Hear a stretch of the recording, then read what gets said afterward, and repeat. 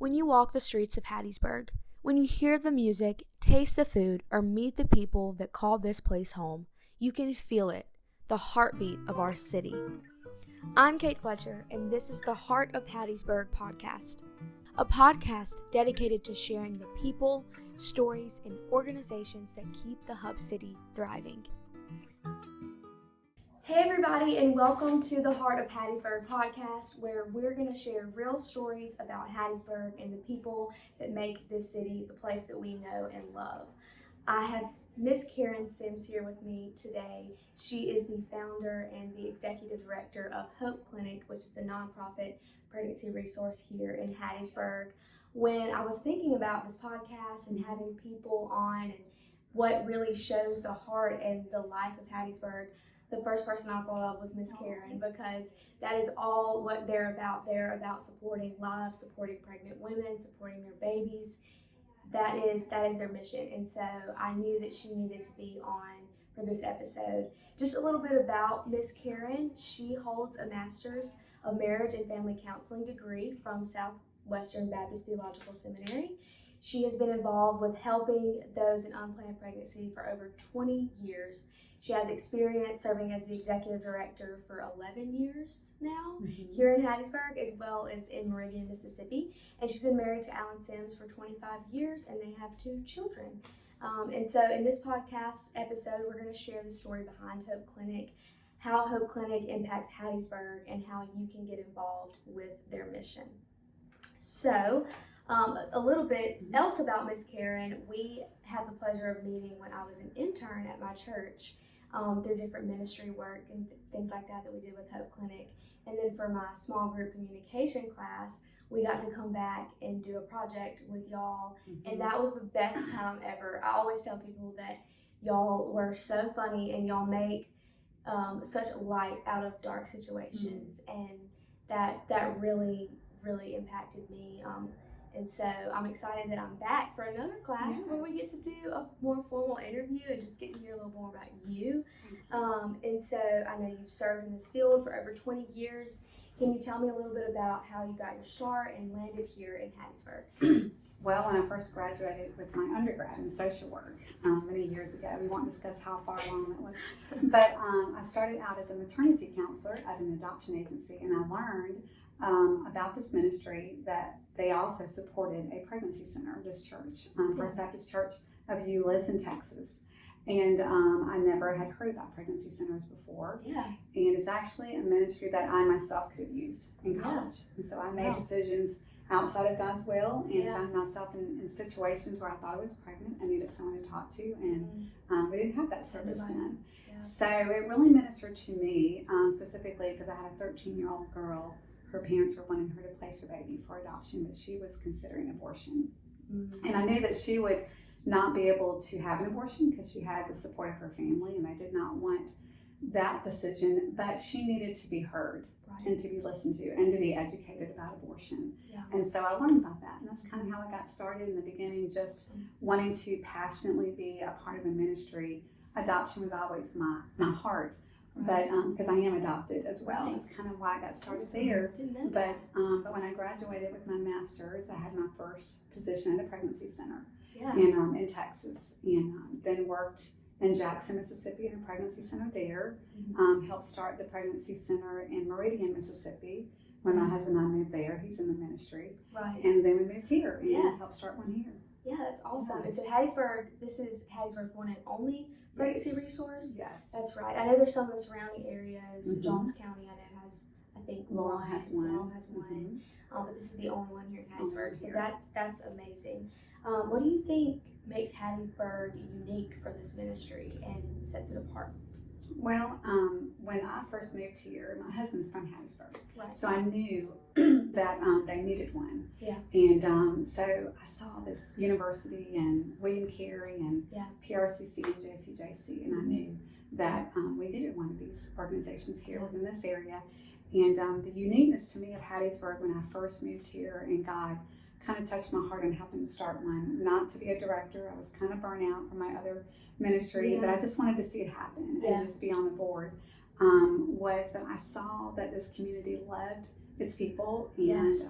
the people love to support the Mhm. nonprofits. We have so many wonderful faith-based and non-faith-based organizations that the community supports through their fundraisers and other means of supporting them. And so I knew that we would have a strong support system, and that we really could do this, because I know there are people in Hattiesburg that believe in the life-affirming message that we stand for, and they want to be able to pour into that. Yes. So I think that was an incredible thing to see, that we really have had an enormous amount of support over the years. Right. To have started, this is our 10th anniversary in 2015. Wow. To now, and we have grown with so much support from various churches and individuals within the community. Yeah, that's awesome. I know in my last episode, my coworker Leanna shared that her favorite part of Hattiesburg was the community. That it genuinely, the people are just, it's like a helping hand. It always feels like they care. The Cary community, with Hattiesburg community as a whole, really is an important thing, and that sets Hattiesburg apart. And you're able to help and minister to those that are going through that, especially with how many college students we have here that are away from home and they need help. And so I think that's awesome. I know that Hope Clinic strives for each client when visiting you guys to experience a sense of value, receive quality services with accurate and truthful information, and believe there is hope in circumstances in their lives. And your mission statement goes on to say, our hope is that God will empower individuals to choose life for the unborn baby, abundant life in making healthy lifestyle decisions, and eternal life by accepting a personal relationship with Jesus Christ. That's powerful. Yes. That is powerful. I love that. Through this mission statement, you've provided supports for families, women. Can you tell us a little bit about those services and what that support looks like? Yeah. So we see ourselves serving in two major areas. We have our medical clinic and our outreach support. So in our medical clinic, we offer free pregnancy testing, ultrasound, counseling, education. We're going to follow them throughout their pregnancy, see how they're doing. If they're at risk for what we consider abortion, we're going to continue to communicate with them and hopefully bring them back in, no matter their outcome and their decision. In our support, we provide parenting support and then abortion recovery support. And so in our parenting classes, we have grown over these years. We now have 8 classes a month. Wow. And someone can come to all 8 if they would like. And they're going to either get baby items like diapers and wipes, or they've earned points to then shop in our little boutique area. Yes, that's sweet. So we have Bible studies, we have parenting education, and the father of the baby can come as well. Yes. Something new we've done in the past 3 years is we provide childcare for them when they come. So just like when we go to church, we want someone to watch our children so we can learn and be encouraged. And so we do that for them. We don't want to be the church for them because we want them to be involved in a church. But for many of them, we may be the only church, in their life. So, and then we provide abortion recovery, either individually in the counseling room or a support group that's facilitated by 2 women who have had abortions. Wow. And this group is really such a healing process. It's a beginning part of their healing. Many of the women that are in this group had their abortions like 20, 30, maybe 40 years ago or more. And the women that come to us here that do have an abortion, they're not really ready to see the impact of that decision, because the abortion in and of itself for them has actually relieved some of their pressure. We know that eventually it will come back and they'll see differently over time. But we continue to reach out to them to still bring them into that group. And so those are the 2 ways that we serve them, among other things as well. So. Yeah, that's amazing. And I know just through the years that you've been here, it's just been progress and growth and everything, and extending that to men as well is really cool. I know y'all do different fundraisers and things, like the baby bottle fundraiser. I know that specifically, I've done that through my church. And so tell us a little bit about fundraising and things like that, and so how we can support. Sure. Well, we don't receive any money from the government so that we can share the gospel. And we do share Christ and expose them to God's love and truth. And so in doing that, we're very dependent on the community. And so we have some major fundraisers throughout the year. The walk, as you said, is in the spring. And that's where a walker signs up to be a walker and to have other people sponsor them in the walk. So it's really easy and fun. It's a fun day that we have together. in the spring. And then we have the baby bottle. You mentioned the baby bottle. Yes. The baby bottle boomerang. And the walk. And all the things. All the things. So yes. the baby bottle boomerang is really funded or channeled through the churches. And so we provide the bottles, and members take them home, fill them up with change and love and prayers, and bring them back. And then we let each church know how much they raised. Yeah. So that's huge. We have about 40 churches that participate in that each year. Wow. And then we have a banquet every fall. And this year is very special since it's our 10th year anniversary. We're heading into our 11th year. But we don't have a special speaker. We're sharing panels, and we have board members and staff and volunteers to share their stories. And then we're going to share as many of our client videos as possible. Yeah. So our main goal at our banquet every year is to expand and grow our monthly support, which helps us to budget moving forward. So that's huge. And so we just really, and you know, it involves the community and all of that for us to be able to expand and to grow. Right. Yeah. Yeah, you mentioned those success stories and having that panel that's going to share the real life experiences. Yes. Is there a story that, I'm sure you have many stories. Yes. Is there a specific story that's maybe stuck out to you that you could share? Well, I guess for this year, since it is our 10th, the most special story, I guess, is the first one that we ever saw that was considering abortion. Her name was Kiana.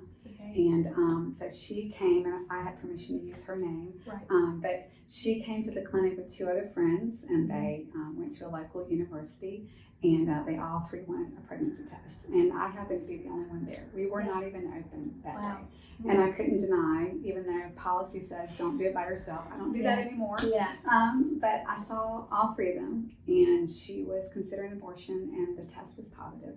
And so she was pretty much in shock. She didn't really think it was real, because actually somebody else thought they were really pregnant and they were the one that was negative. And so she left, you know, pretty devastated in how she was going to make this work, and didn't really see a way, because she had so many plans and dreams and goals and how she's going to do this. And so she did leave that day. We didn't do an ultrasound.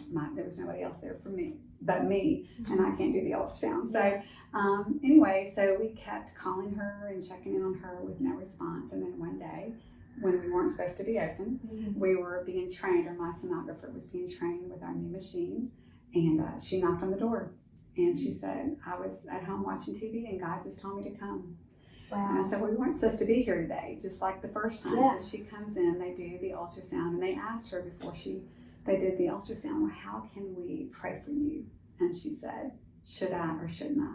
And that's all she said. And then they proceeded with the ultrasound, and the baby is moving around and a heartbeat and all the things. And she immediately fell in love, and said that was at that point she could not, you know. I got chills. I know, I do too. I still do, and I've told that story for many years. And so she actually ended up helping with one of our banquets and doing a live presentation of her ultrasound behind doors to show the baby. So she had the baby, obviously, and she came to the clinic one day with the father of the baby. They're not together, but he was very supportive. Was never pressuring her to have an abortion. And we were sitting in the front room, and I think we were closed, so we were not really supposed to be there. And I said, every time with you. And so she was sitting on the couch, and she said, I just can't believe it. And I said, what can't you believe? She said, I can't believe I almost did it. And I was like, and I'm so glad that you found your way here, because every appointment here is a divine appointment. And we just don't know. You know, and sometimes we get that knowledge of knowing when it's divine. But we really have to treat every appointment as divine. And so she is, she's a single mom, but she has the support of the father, and the baby's probably 7 years old now, 8 years old. I mean, maybe older than that. But so that's a blessing. And so one of the things I like to tell people, if you go to our website, HC Friends, and if you scroll all the way down to the YouTube button, you can see a lot of our client videos there. And they're all like 2 or 3 or 4 minutes. They're really short.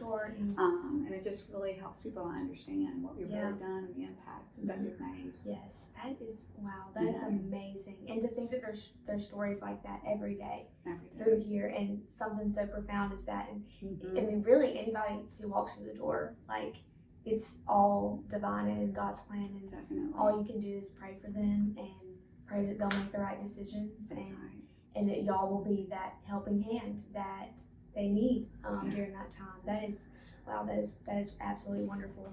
I know that y'all can, you know, see those stories online and that will help bring people in and help people realize that they're not alone. Like they have an option.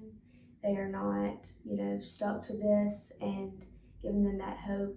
I know I've seen different people and like through here and things like that have shared stories and other stories about the same thing, that they can't believe they almost did that, or maybe they have done that, and it's something that they have to heal from for years and years and years. That takes that time, and so it's so wonderful that y'all aren't only here to support that before those maybe they're having thoughts of abortion, but also the afterthoughts of it if they do. And I think that is such a beautiful testament too of the gospel, is that God, He's here, and He's here with the brokenhearted. He's here with the brokenhearted, and like if we mess up, we're contemplating making the decision, we make the bad choice. He doesn't leave us there. That's right. We come back and we ask for forgiveness, and He's there. He's there to extend the helping hand, and I just think that's a wonderful testament to the gospel as well. Thank you for sharing that and sharing those stories, and how we can support you and support your mission and support the clinic as a whole, and just how it can expand. I'll be sure to link all the links in the show notes so that everybody can go check it out. The social media pages, the website, where to donate, volunteerism. I know us college students, a lot of times we have community service initiatives, things that we're a part of, so I know that people can find those links down there as well. And I just thank you again for sharing these wonderful things that you're doing, and thanks for tuning in to this episode of the Heart of Hattiesburg podcast. Subscribe today and be a part of the movement that keeps Hattiesburg's heart beating strong.